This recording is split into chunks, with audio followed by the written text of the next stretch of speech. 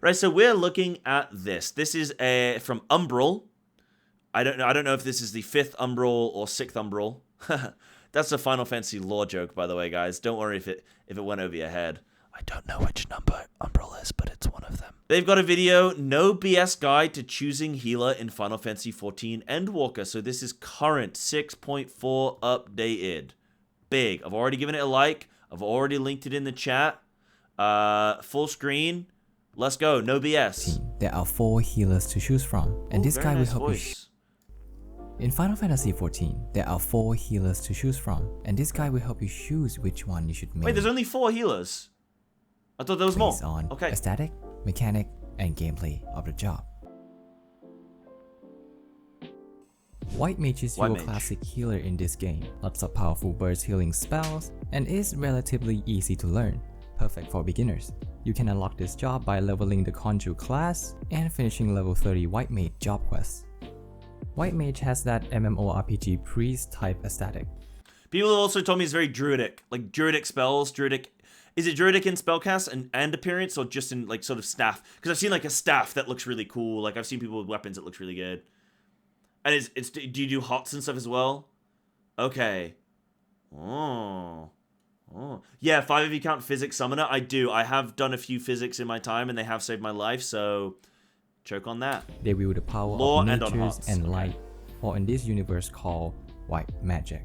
As a white mage, you commune with natures and surrounding ether to heal your wounded allies. However, in a pinch, a white mage can also manipulate ether to create powerful, damaging spells to defend themselves when needed. Your skill and ability ranges from simple healing rays of light to a massive ethereal wings. You can also see lots of flower, so kind of like priest, light, and plant elements embedded into this job ability. Lily Gauge is White Mage's unique mechanics. It is responsible for very efficient healing spells and fearsome damaging skills of Blood Lilies. This gauge will fill up passively once you enter a battle. The gauge takes roughly 20 seconds to fill up, and when it does, you will gain 1 lilies to either single target heal or AoE heal.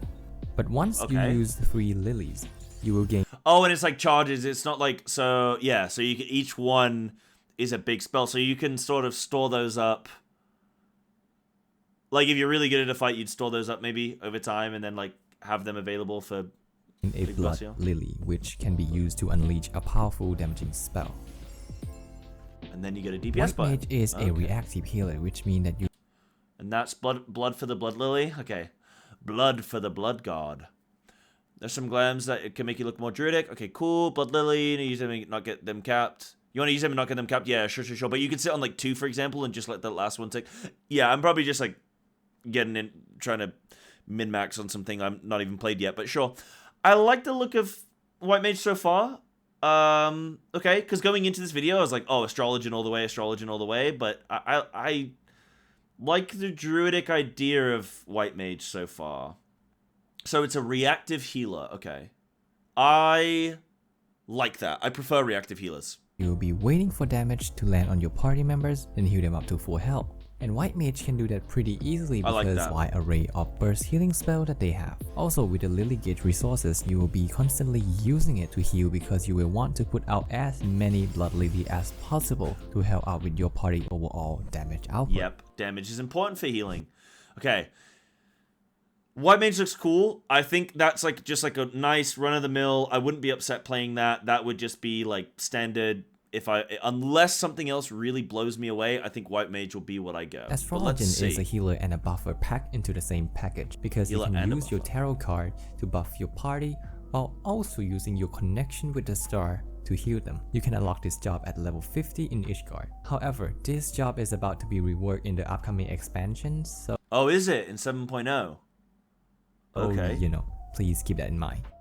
Star and Tarot is the bread and butters of this job. Do we know how yet? You draw power from the Star and Celestial to help keep your party member healthy, while focusing your ether into the Tarot cards to boost your allies' power. Many Astrologian skills have to do with space or fortune telling, some of which you can tell by the name: Macrocosmos, Horoscope, Divinations. And in my opinion, this job has one of the best sound design amongst the healers. Good sound design is very important, actually. Gets reworked, it's bad, it gets overbuffed, then you have to struggle balancing other healers. Okay, so it's the Shadow Priest. Got it.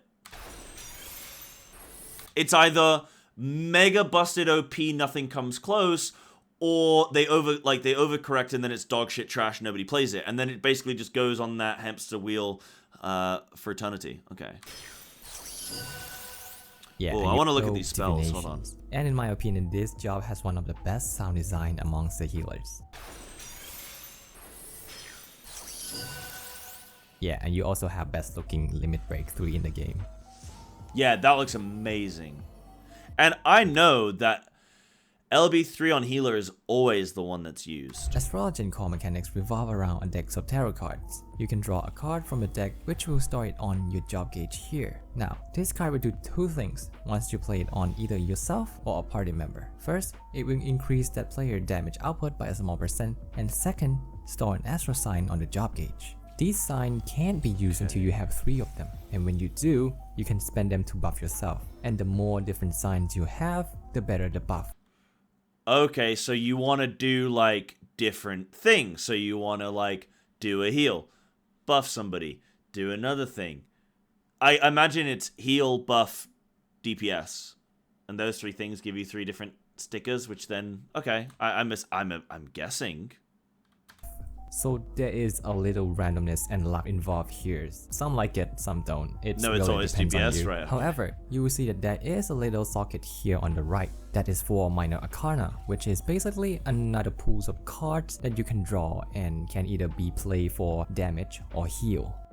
After hearing the job mechanic, I think you can probably tell that this job is kind of complicated, and it is, but it's very rewarding if you can master it. During a fight, you have to be throwing out cards to buff your party and heal them when the damage comes as well. Speaking of healing though, astrology and healing tools are a bit harder to use. So, you know how I don't really like DPSing as a healer? Is Astrologian less DPSy and more like buff people, or is it's actually just still going to be DPSing all the time? Because I don't mind healing and buffing people. I like doing that. I just don't want to DPS.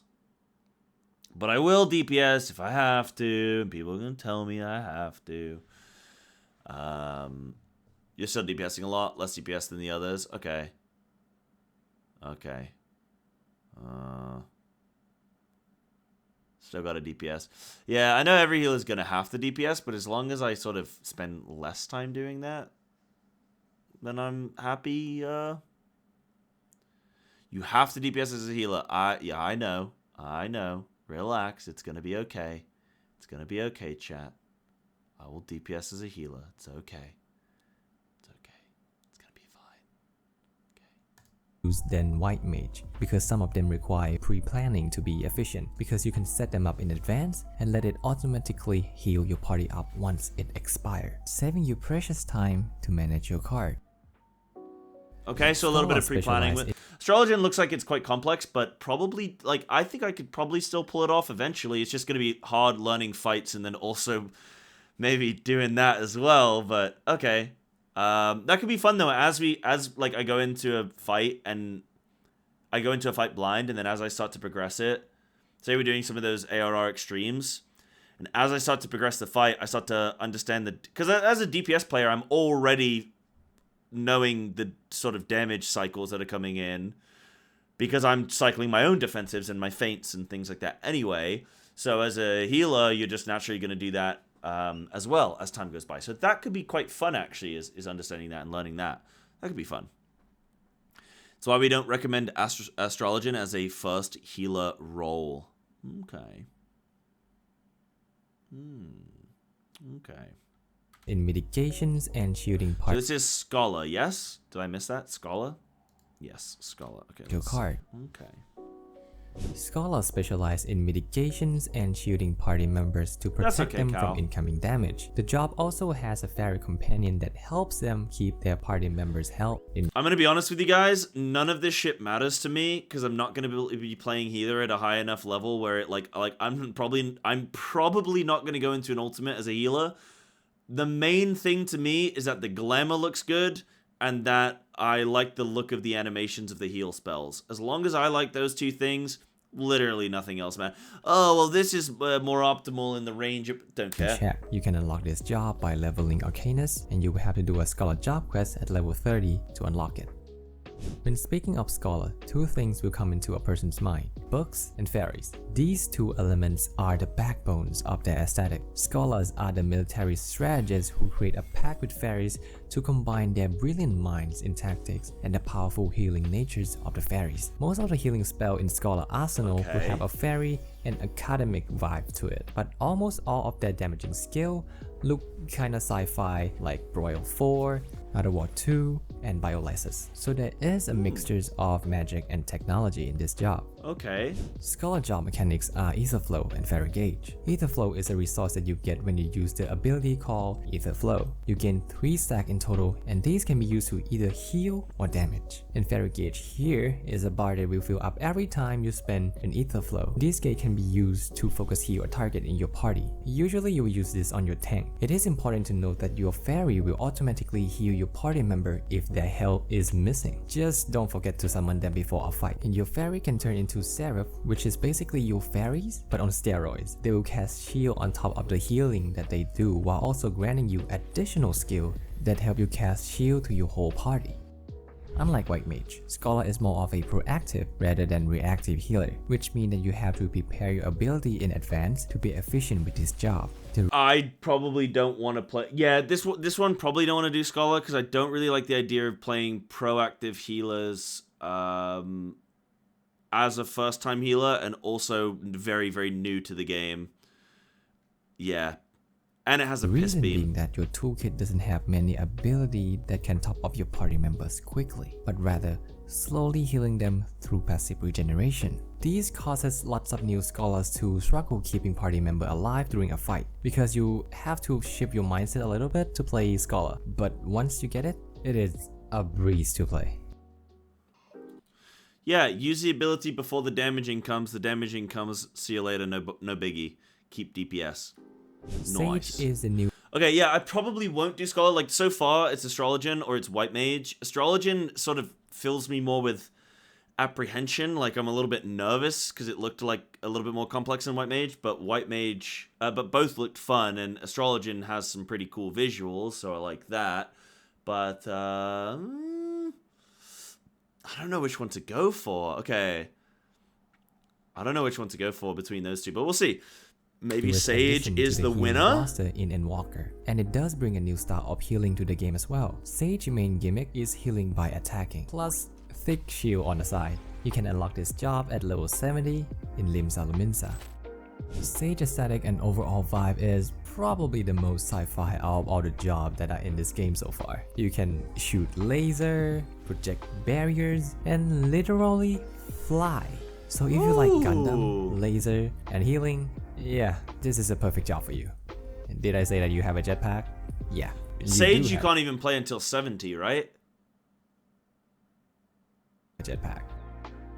Added Skull is Sage unique mechanic. Basically, you get this over time no matter if so it's not Sage then. You are in or out of the fight. Then you can use this resource to heal party member with these skills. It works a lot like Scholar Ether Flow. You might also notice pink gems here. These are Added Sting. You get this when the shield that you cast break. You can spend them to use Toxicon, which is an instant cast damaging spell. Usually you will use this for movement instead of damage, because its potency is the same as your normal offensive spell. Cardia is where Sage's uniqueness comes from. Sage have an ability to link with another party member and heal them when Sage attacks an enemy. Most of the time you will link with your tank, but to maximize the potential of this skill, sometimes you had to switch around to link with the DPS as well.